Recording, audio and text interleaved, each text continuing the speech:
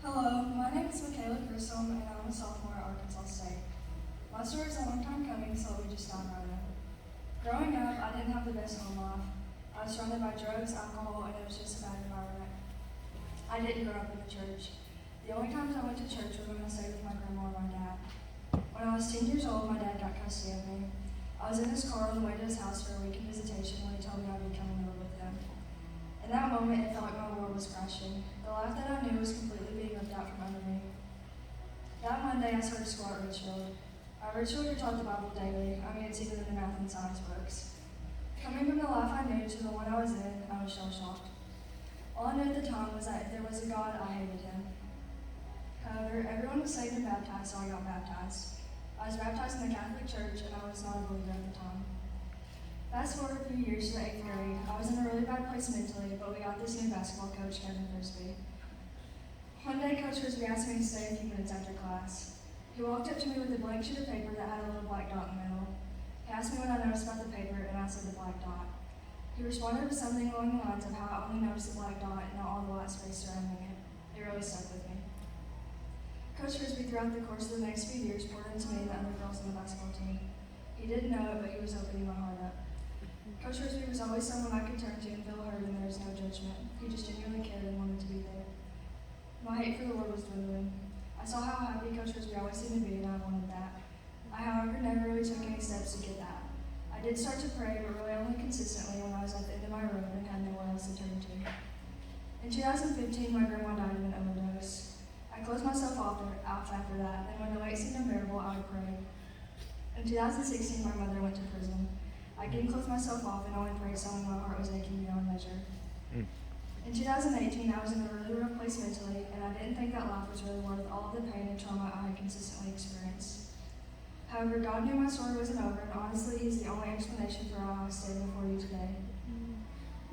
In 2019, my uncle died in a car wreck. I again closed myself off, and I resented God. All I found myself ever saying to Him was, why?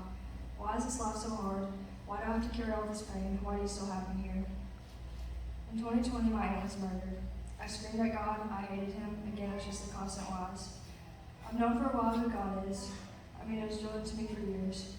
However, I didn't understand how a good and just God would allow for me to experience all that I had from such a young age. The only times I found myself ever praying or trying to have any connection with Him was through the hardships. When I would get back to a spot where I was decently okay, any relationship I had with Him was practically non-existent.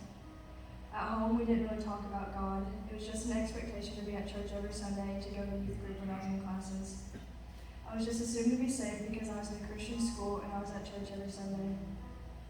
I thought I was saved, but I also questioned it constantly because I knew good, godly people and my faith was nothing like theirs. I didn't feel peace from His promises. I had very little to no joy, and honestly, I just lived for me and not for the Lord. I went to church, I would have biblical conversations, and I would even share posts about Jesus. However, it wasn't something that I was really seeing in my life or actively practicing. I was actively searching for control. I was searching for things or distractions to fill the void in my heart. I desperately needed to be in control of something. For all these years, these things kept happening that I couldn't stop or change. I'd been stuck in this cycle for years of feeling less than enough, being insecure, and just dreading the start of each day. For years, I've heard all the lines: God loves you, find rest in Him, things are going to get better. Nothing was ever getting better for me, and I didn't feel His love, and I couldn't find rest in Him. Every time I tried to turn to someone, I felt I couldn't actually open up about my struggles. I constantly felt unworthy, unloved, and overwhelmed. I, however, have a great friend, Emily, who has been through my side through all of this. She would constantly remind me of the promises of God. She prayed for me constantly through every moment of our friendship. She got me into the BCM my freshman year and constantly had me in a good Christian environment. She poured into me daily and always walked alongside me. At the start of college this semester, I was in a rough place inside of myself. I was drained, I didn't want to go to school, and getting out of bed in the morning was so hard. I, however, have two great friends, Cooper and Emily, who constantly encouraged me and always told me they were praying for me.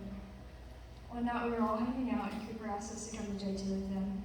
They could tell by the look on my face that I didn't want to. However, I told Emily that if she wanted me to come with her, I would. That Wednesday, we went to JT. The worship was amazing, and Liz spoke a great message. One of her statements was along the lines of, once you have the living water, it shows in your life. I questioned if it showed in my life, but just brushed it off. September 12th, my cousin Cooper got baptized here. His testimony spoke to me, and I realized that I wasn't actually saved. I spoke to Emily about it, and that night at groups meeting, I spoke about it to Katie. Katie told us how once she was told, picture yourself in a room and just take everything out of it. School, people, just being a blank room. In that empty room is Jesus with you. In my empty room, he wasn't there with me. That night, me and Emily took a moment to give the Lord our lives, and Katie prayed with us. I am broken, but that night I gave every broken piece of my life to the one who already holds it in his hands. I was never meant to carry heavy burdens, but to take rest in Jesus. No matter what trials I go through, from here on out, I trust that God will provide a way for me. Since that night, I've already seen everything change. I no longer dread getting out of bed, and I'm so excited to see what each new day in the walk with the Lord brings. I have a joy and a peace that I've never felt before. There will still be trials, but now I have the King of Kings walking alongside of me. I'm here to tell everyone that Jesus Christ is my Lord and Savior.